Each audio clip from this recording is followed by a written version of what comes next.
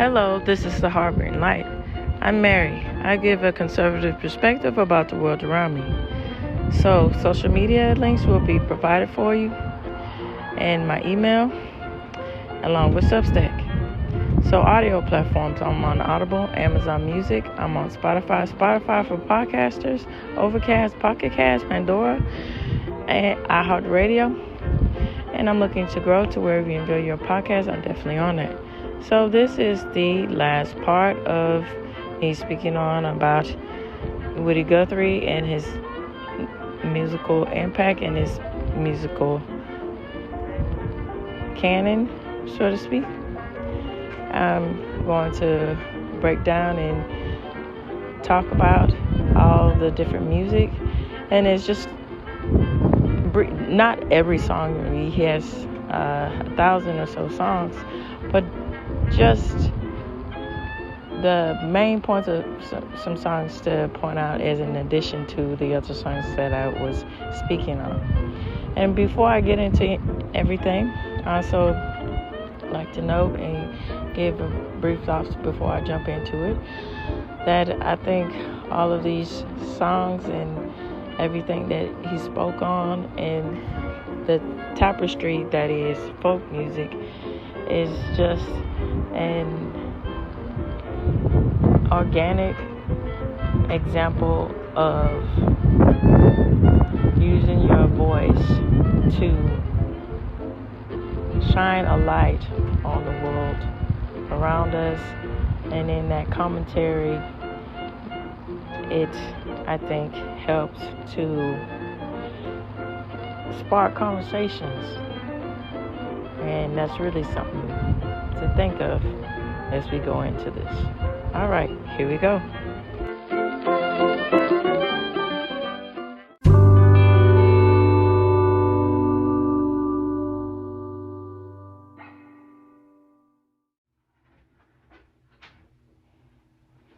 All right, The Sinking of Reuben James by Woody Guthrie.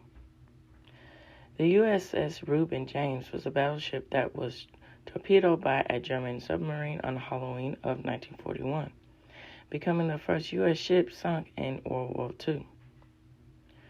Woody Guthrie was staying at the Almanac House in Greenwich Village when he wrote this song.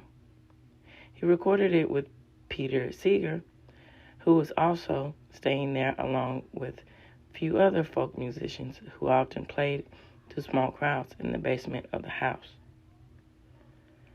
The melody was driven from the song Wildwood Flower, which was made famous by Carter family in 1928, but dates back to 1860 from Altwine Mid the Ringlets, composed by Joseph Pilbrook Webster.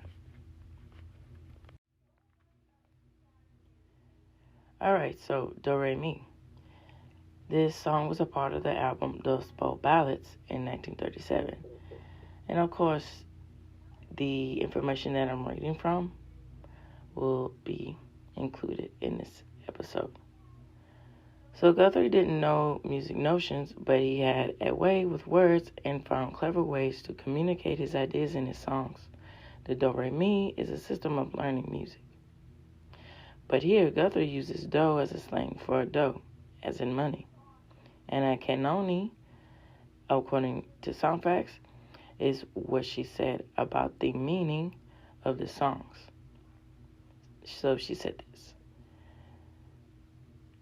it's all about the migrants being illegally kept out of California in the Dust Bowl time in the 1930s. So if you ain't got no Do Re Mi, then you'd better go back to beautiful Texas, Oklahoma, Kansas, Georgia, Tennessee, because you won't be able to get into the Garden of Eden, California. So it's all about the time period and the illegal border. Anna is Woody Guthrie's granddaughter. Artists to record this song included Bloodwind Pig, Ry Coulter, Will Gear, Cisco Houston, Tom Rush, and Anna DeFranco. Tim Milligan also did it as a part of his musical lectures, The Music of Woody Guthrie, and his Songs of the West for the last 30 years.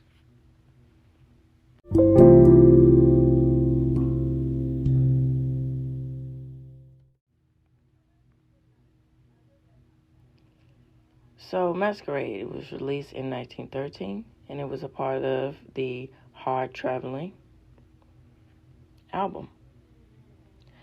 This song is about a true event. Guthrie wrote in many different styles and was very effective at telling a story in the form of a song. Anna Corini, which is Guthrie's granddaughter, who is the director at the Woody Guthrie Foundation and Archives, explains, the telling of a specific story is what is very evident in Woody's songwriting in general. There is a song called 1913 Masquerade, and this is according to the Song Facts interview, where he talks about this one specific event. It is one of the most moving songs that I have ever heard. It's absolutely amazing. This is also one that Woody recorded. It's very powerful hearing him sing it. It is a song about miners having their holiday party. When the boss man hanging around outside yell in the party room that there is a fire and then lock the door. In an attempt to escape, everyone raced towards the door. And because it was locked, 71 children died in the stampede. And it was this practical joke, this mocking moment, that struck a chord with him. So that is what Woody would do. He would take newspapers, read through the articles, and write songs about stories that touched him. Being able to write powerful stories about an event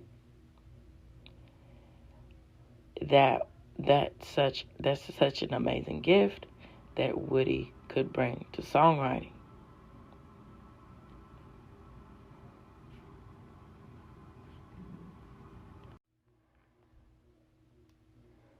Okay, Deportees. This was a part of the greatest song of Woody Guthrie, 1948. This song is also known as Deportee, and more fully as Deportee Plane Wreck at Los Gatos, or Plane Wreck at Los Gatos Deportees. Guthrie's biographer, Joan Klein, said of this composition. Now, this is according to Song Facts interview. He was writing as many songs as ever, but few of many consequence. His children's songs continue to be charming, and his other songs remain perfunctory, with the notable exception of Planes Wrecks at Los Gatos Deportees, which he composed after reading early in 1948 that a plane deporting migrant farm workers back to Mexico had crashed.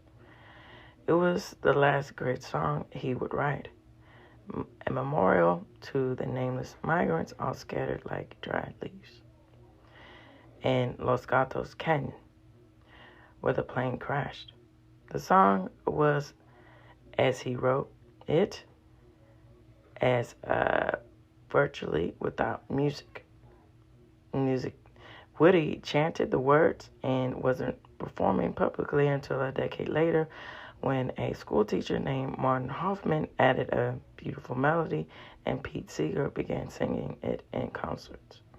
Deportee was published in the 1986 Blandford Press book, Carry It On, a music and song and picture of the working men and women of America by Peter Seeger and Bob Razor, where the credits were given as words by Woody Guthrie.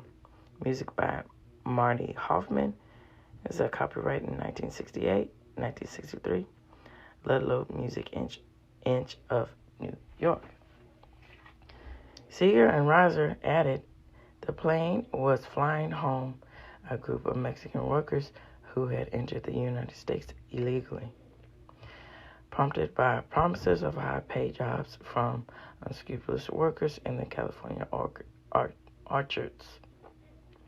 The newspaper didn't bother listing the names of those killed, like Scoopler's corpse,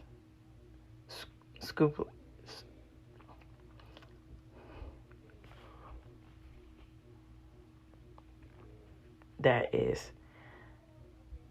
like a nefarious corpse. They just want to get rid of it. Undoubtedly, Guthrie shared his sentiments about it. Artists who also recorded this, and I'm part of the continuation of the song, Bruce Springsteen, the Byrds, Judy Collins, Dolly Parton, and Joan Baez.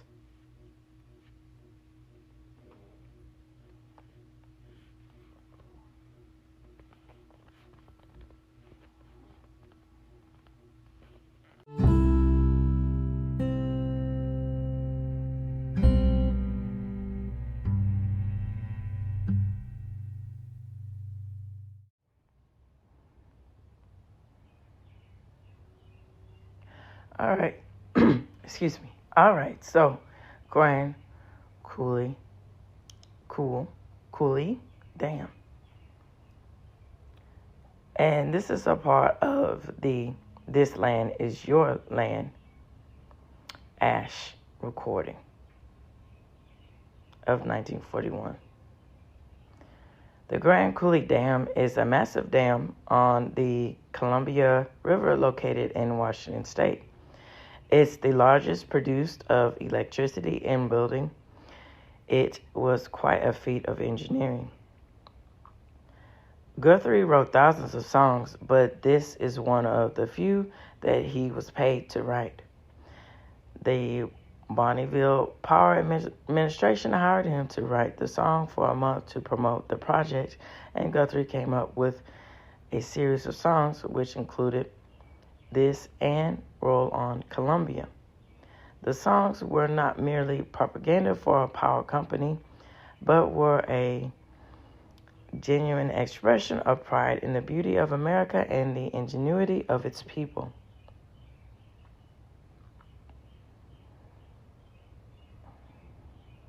Now, the only recording of Guthrie performing to a live audience can be found on the album of The Live Wire, Woody Guthrie in Performance in 1949, which was compiled from wire recordings of Guthrie and released on an album in 2007.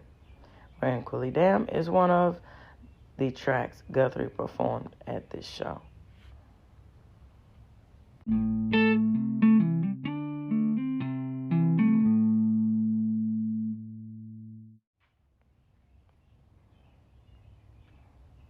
All right, Jesus Christ. This was a part of This Land Is Your Land, and it was released in 1961. Woody Guthrie had a talent for taking historical events and turning them into thought-provoking songs. Here he sings about how Jesus Christ stood up for the poor and downtrodden. Guthrie never had much money, stood up for the working man, and traveled the country spreading his message through his songs. While he was never associated with a specific religion, he felt much embrace with Jesus Christ. Much embrace for Jesus Christ. Guthrie performed this at a 1949 concert in New Jersey that was recorded using wire, which is an obscure technique used in the 1940s and 50s. These wire recordings were restored and released by the Woody Guthrie Archives as the album The Live Wire. Woody Guthrie in Performance, 1949. This is the only known recording of Guthrie performing live.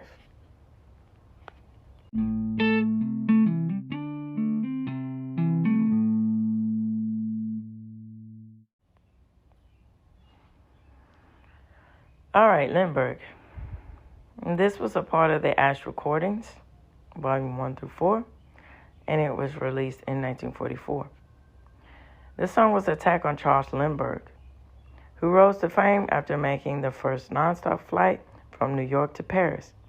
He suffered personal tragedy when his baby son was kidnapped and murdered, a story that made worldwide headlines. German immigrant Bruno Hauptmann was tried, convicted, and executed for the crime. It was thought that the Second World War that led to the attacks on Lindbergh's character on September 3rd, 1939, Britain declared war on Nazi Germany after Hitler ignored an ultimatum to withdraw his troops from Poland, which he had invaded 2 days previously. From the beginning, there were thoughts who wanted the United States to stay out of the war in line with the Monroe Doctrine. But a precedent had already been set by the U.S. intervention in the Great War. Lindbergh was one of those who opposed intervention at any cost, and in a powerful speech made at Des Moines, Iowa on September 11th, 1941, he attacked those forces that were slowly but surely dragging the United States towards the conflict. This speech was wrongly condemned as anti-Semitic. In it, he said, "The Roosevelt administration is the third powerful group which has been carrying this country towards war," adding, "They have used the war to justify the restrictions of congressional power and the assumption of dictatorial procedures on the part of the president and his appointees." Regarding the charge of an anti-Semitic, Lindbergh identified three powerful groups who, in his opinion, were behind the drive to intervene and voice this opinion.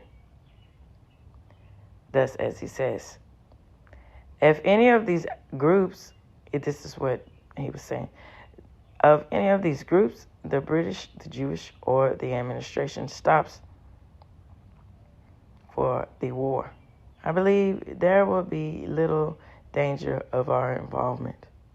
The statement is perfectly reasonable. Jewish groups worldwide had instituted a boycott of Nazi Germany, an action that was understandable in the view of the persecution of German Jews, and the action of the British government were hardly a secret.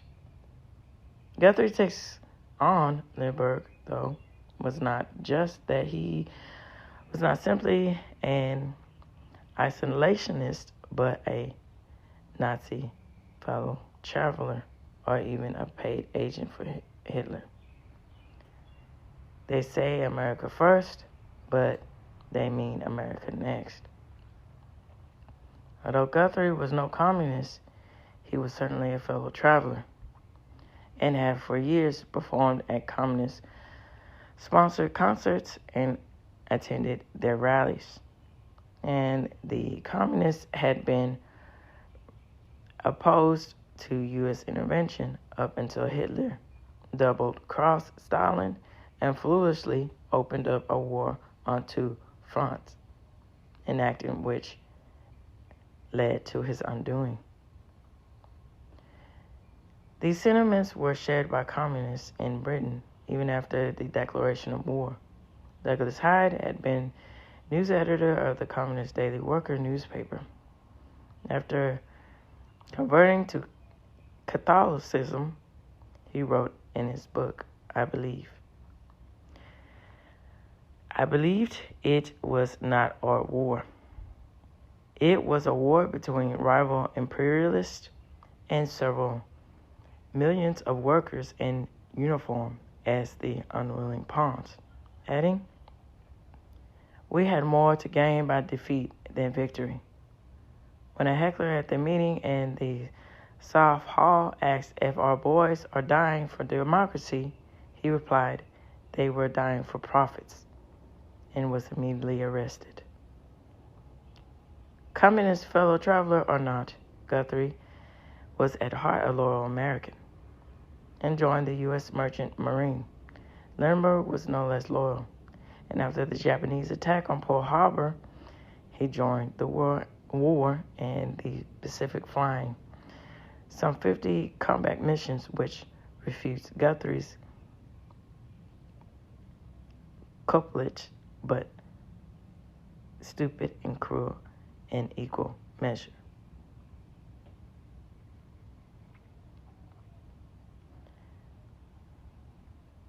So, Hitler said to Lindy, "Stall him all you can. Stall him all you can.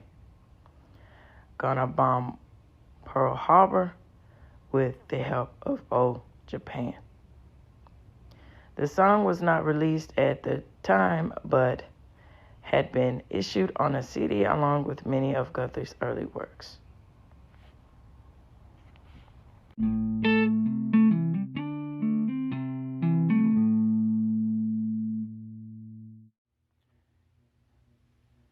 All right, so the Ludlow Massacre. Woody Guthrie wrote about a massacre of 1913, which, although in a horrific accident with appalling loss of life, was not really a massacre. The following year, though, there was a bona fide massacre in Ludlow, Colorado, on what was to become one of the most shameful days in one of the most shameful periods of American labor relations. This is a long and involved story, but at this time, many American miners lived in towns that were literally built by mining companies. Initially, these company towns had been responsible places for ordinary working people to live when one takes into consideration the general standards of living and public hygiene that prevailed. But in the quest for profits, their owners draft in cheap immigrants as labor. While on the other hand, the native miners organized unions to improve conditions of work and pay. This was the classic case of an irresistible force meeting an immovable object, and a strike resulted. Striking mine workers and their families were evicted from company homes and ended up living in union-sponsored tents. The company hired a detective agency to break the strike, a task it set about with total ruthlessness. As violence flared on both sides, the National Guard was brought in. But following the murder of replacement workers, the man in charge of the Colorado National Guard ordered the tent colony to be destroyed in retaliation. The following month, during what was virtually open warfare, 2 women and 11 children lost their lives when a tent was set on fire. 5 men were also shot to death, including 3 company guards and a militant man. In spite of this, the strike dragged on, ending in defeat for the mine workers when the union ran out of money. But the bitter and at times lethal dispute led to a government commission, which resulted in major labor reforms. The last survivor of the Ludlow Massacre, Mary Bench McCleary, who was 18 months at the time, died in June of 2007. So, let's quote it. Ludlow Massacre is just the kind of song Guthrie would have been expected to produce, written from the perspective of the mine workers, and rightly so in this case. It is more of a narrative poem than a fully formed song. Mining, being a dirty, unglamorous profession, doesn't inspire many songs. Probably the best known, 610 Tons, which charted on both sides of the Atlantic, although Ludlow Massacre did not enjoy the same commercial success. The song and that it symbolizes is no less important for that.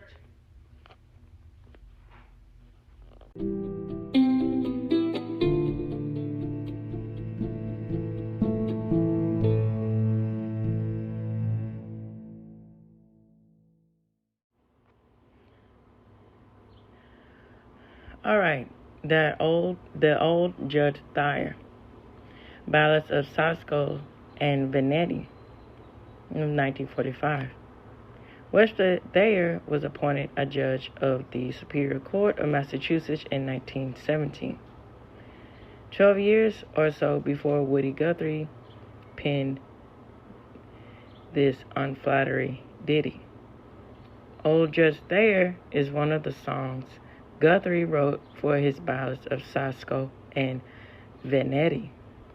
Its reference to the cap not fitting Sasco's head is remnant of the glove on the O.J. Simpson trial, and the retort, if the glove doesn't fit, you must acquit. But in this case of Sasco and Venetti, it didn't work. The two were eventually sent to the electric chair, thanks to Alexander Barron, London, England.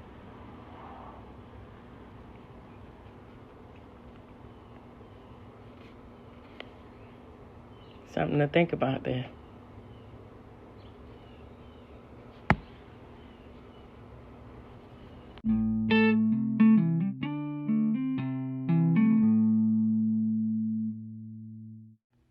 Okay, so I'm going to wrap things up with this song entitled Riding in My Car. It was a part of This Land Is Your Land. It was the recording volume 1, and 1954 is when it was released. All right. Also known as Car Song, this is a children's song about going for a ride in a car. In Guthrie's day, cars made lots of noises, which he imitates in the song.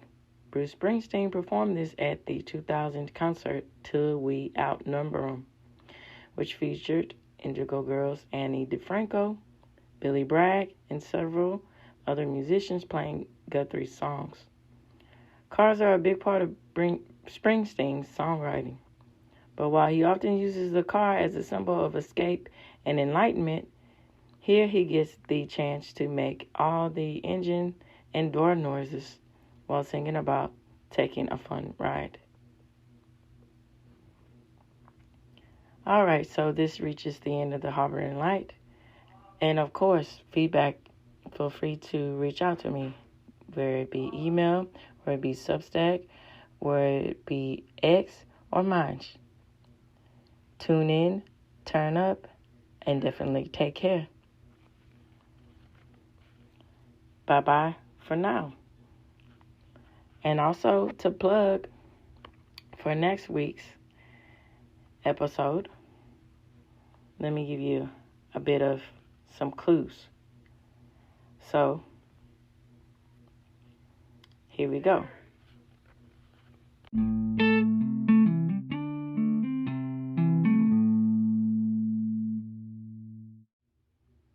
So here we go. Here are some clues. Musical quartet, possibly sewing, and Greenwich Village. And also I will give an announcement about these clues on my X social media page. And whoever gets the clue, you will be mentioned in Monday's episode. All right, take care.